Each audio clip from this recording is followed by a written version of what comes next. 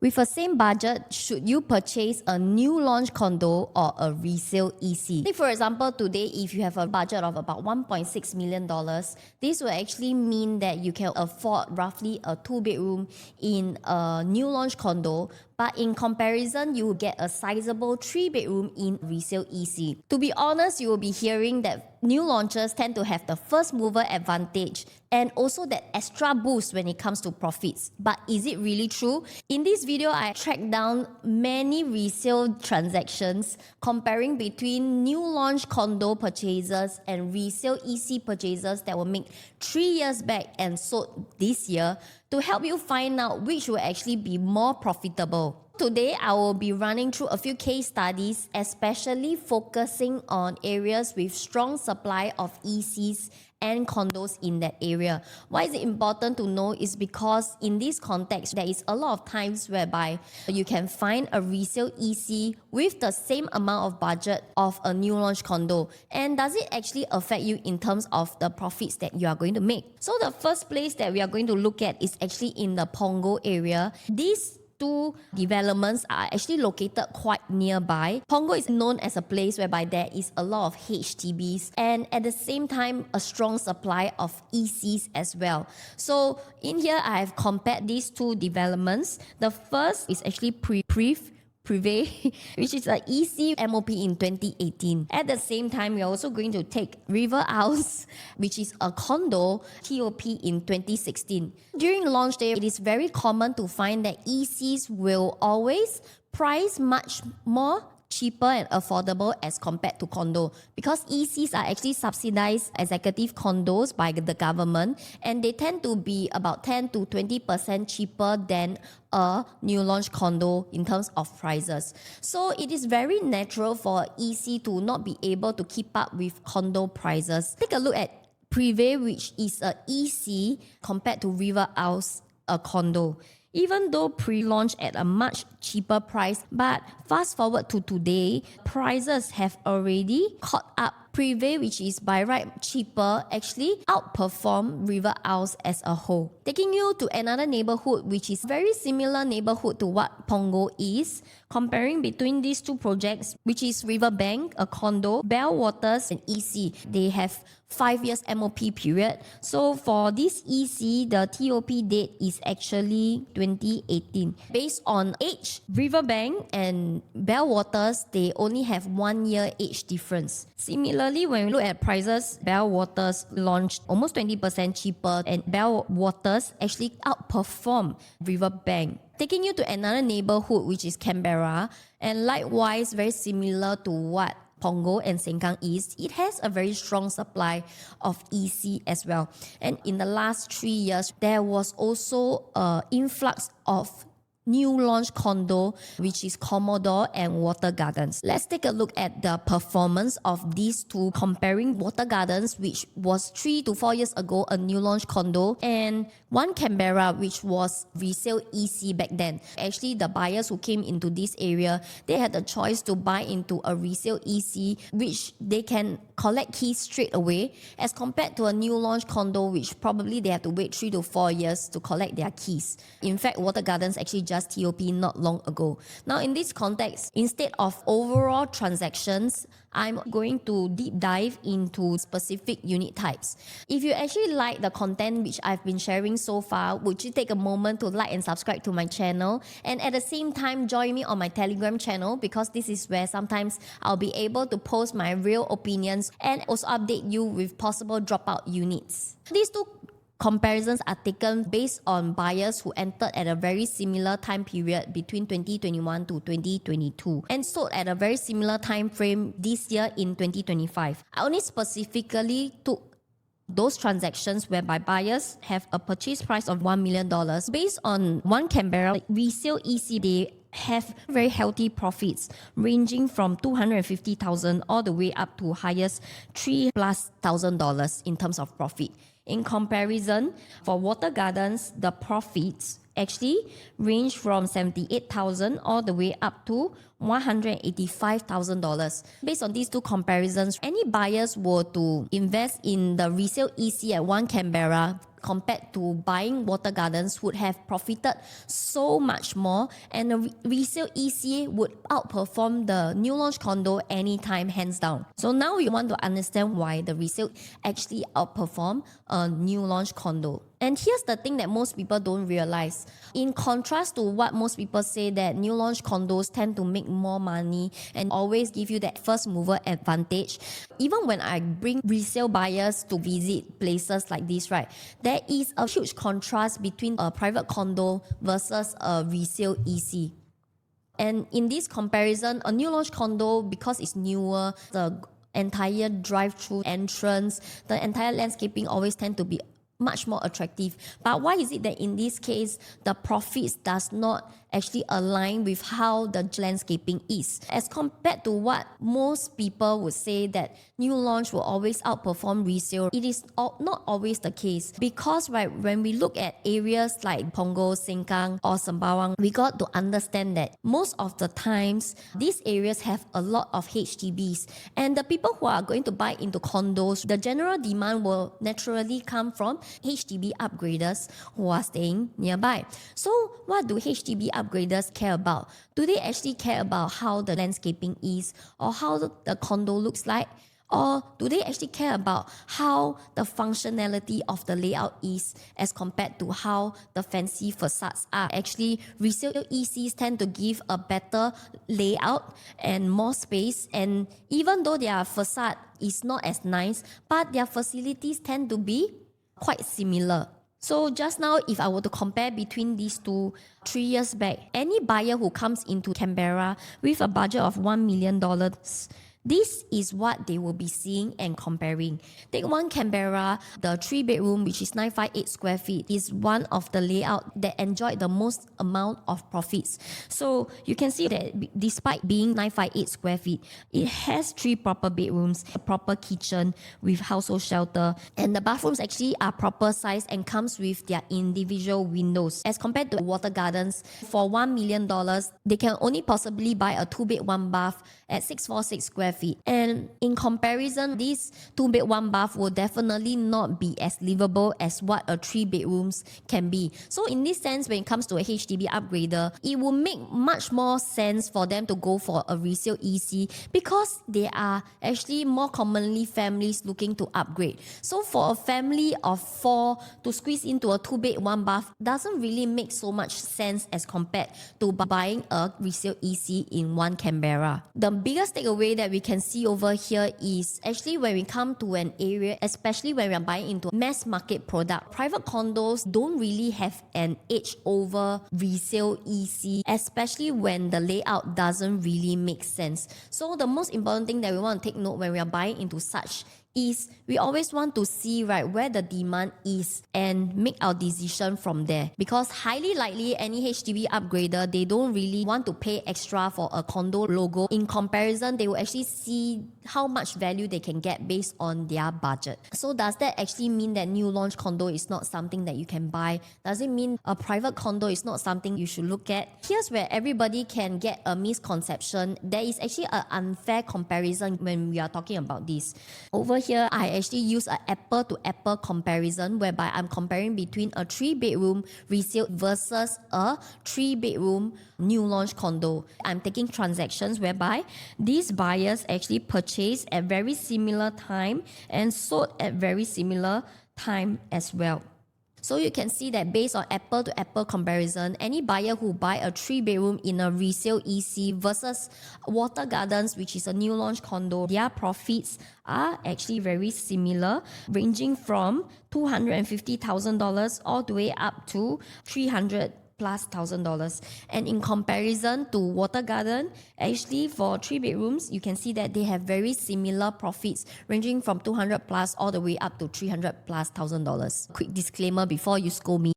We just want to take note that even though they have very similar profits, right, but the purchase price is very different, because you can see for one Canberra, the 3 bedrooms actually priced at about $1 million+, whereas for Water Gardens range much higher from $1.3+ million. The ROI is definitely going to be very different when we compare in this sense. In this sense, you can also see that based on Commodore and Water Gardens, which are the new launches that were available 3 years back, they also made very healthy profits, even from their 2 bedrooms all the way up to 4 bedrooms. Based on these transactions, it does not actually mean that new launch will make no profits. Actually, there is still demand and people who are willing to pay more for private condo. By now, if you have watched this part of this video and you are set on buying a resale EC, here's a hidden risk that most people do not talk about. In the past few years, actually any mass market condominium, be it EC or resale condos or new launch condos, they tend to make a lot of profits. Why I want to share this important part is because I've always feel that we always see past few years transactions, but we actually look past this part whereby right before COVID, there was this period of time whereby the property transactions or property prices were pretty stagnant. Take for example, one Canberra, upon MOP, of course it's very natural for any EC to enjoy huge price surge in terms of their profits, which is what we can see between 2015 to 2018. But any property between 2018 to 2020, in general, because the overall property market did not perform as well. So a lot of properties, they actually went through this long period of time whereby the prices remain very stagnant. That is between the period of 2018 all the way up to 2020 to 2021. Likewise, for one Canberra, you can see that in 2018, the prices was $872 per square foot. And fast forward all the way up to 2020 to early part of 2021, right before COVID, the prices was very stagnant and in fact was between $870 to $890 per square foot. Any resale buyer who were to buy between 2018 and want to sell between 2021, they would likely not be able to enjoy any profits. And this is something that we also want to understand. Why is it that when the property prices start to stagnate, the prices also did not grow, even though the prices back then was very attractive? The first thing is the overall volume of the transactions. You can see that in one Canberra, the transactions between 2018 to 2020, they experienced very low volume, which resulted in them not being able to beef up their prices and their prices not being able to grow as well. In comparison, we look at during the COVID period, there were so many transactions, and because of that, it actually drove up the overall prices in the condo. You would already see that there is a sharp increase of prices from $873 all the way up to $1,000 per square foot. It is actually quite scary to see that prices can drop from $872 per square foot to $811 per square foot in 1 quarter. $50 to $60 per square foot might not mean a lot in this context. But we also want to understand why is it that in a resale property, the prices can go down so much and then go up again in the next few quarters. And that is why I want to explain this part. The reason why prices can go down and go up so quickly in just a short span of a quarter or two is because of the entry price of these owners. When we buy into a resale property, we will always tend to be at the mercy of the first owners that are staying there. Because let's not forget that these owners, they actually purchase their property at $700 per square foot. Now, we go back to this chart. Even if they bought at $700 per square foot, if they can sell at $872 per square foot, they would essentially be sitting on a profit of $172,000. Even if their property prices were to maintain 3 years later at $173 per square foot, they would also not be actually making a loss. If let's say these first owners will only be able to sell their property at $811 per square foot, they will still be making a profit of close to $100,000. And to be honest, for first owners, although it is not a lot, but in comparison, they will still not be making a loss. And if there's any immediate need for them to want to shift away, and a low volume, meaning not much transactions, they will highly not mind being able to sell at a lower price. But any resale buyer were to commit to a unit back then in 2018, if they want to sell at 2020, they will essentially not be able to make a profit. And in this case, in today's context, you are definitely going to enter at a much higher price at $1,262 per square foot. We will always be in the mercy of these first owners who enter at $700 per square foot. If you put yourself in the shoes of a EC owner here, you are actually sitting on a profit of $690,000. If let's say today the property market does not do as well, there are not as many ready buyers as compared to today, and the prices very stagnant. Nobody is actually buying, and also coupled with the need that you have to move immediately. As compared to $1,200 you cannot sell, would you mind selling at $1,100 or $1,000 per square foot, knowing you will still be sitting on healthy profits? In this sense, not saying you cannot buy a resale EC, but be very wary that any EC owners, they are actually sitting on a massive profit. For one Canberra, I think it's slightly lower, but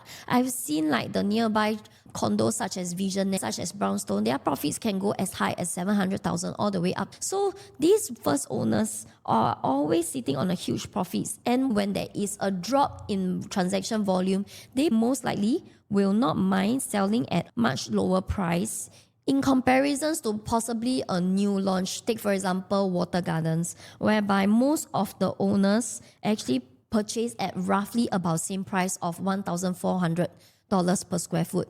Everybody actually start off from the same starting point, and because most of the owners there, they actually start from the same price, and there is no staggering price differences in terms of their entry price.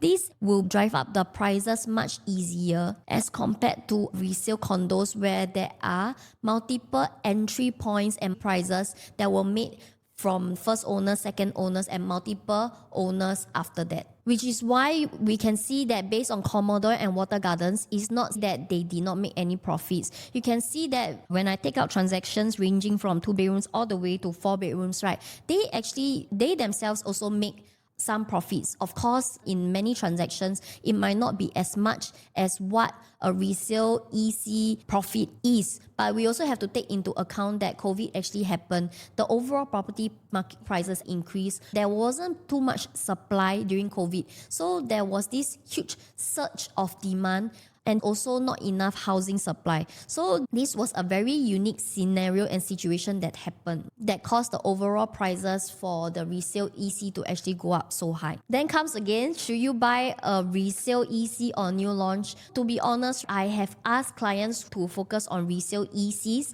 and I myself also have advised clients to go for a new launch property. The truth is, it depends on what is your strategy and what is your timing, and most importantly, what is your budget. Generally, when do I actually advise clients to go for a resale EC? It is when you have budget of 1.3 all the way up to 1.6 million. Generally, when we go to a launch, you probably will not be able to get sizable 3 bedrooms per se, and usually based on 1.3 million to 1.4 million dollars, you can most to most buy a 2-bed 2-bath. But in resale context, based on 1.3 to 1.5 million dollars, you can still get a sizable 3 bedroom. In a mass market perspective, it is still better to go as big as possible when you are making a purchase. But with that being said, if you have a 1.3 to 1.5 million dollars budget, when you buy into a resale, you do also have to take note that there are risks involved. You tend to be at the mercy of the first owners. Sometimes there is a higher risk as compared to buying a new launch. When you are buying into a new launch, in comparison, most of the owners, because they buy at same price, they wait for the new launch to be completed, which is 3 to 4 years. Most of them, they will not want to sell at a loss. And if you have this very tight budget, no choice. With a tight budget, there is more risk that you have to take lah. But of course, if you have a slightly wider budget of about $2 million, then this is where you can actually have the choice to not have the risk of being at the mercy of any first owners. And in this sense, when we look at it from a new launch perspective, you will be able to most likely enjoy the full appreciation cycle from launch to when it mature, which is right after TOP, right? And most likely when you look at a new launch, developers, help to stage up your price. And in this sense, if you are somebody who wants to look at more certainty of your price to grow in that comparison, only provided you have a certain amount of budget, I would actually feel that it might make more sense for you to go towards the new launch route. So just to sum up, whether you should buy a resale EC or a new launch condo, it depends on your budget, and at the same time the floor plan and the layout which you are buying into. So these are one of the more important things for you to take note of. If you have enjoyed my video so far, would you take a moment to like and subscribe to my channel, because it will mean so much to me. Otherwise, I'll see you in my next video.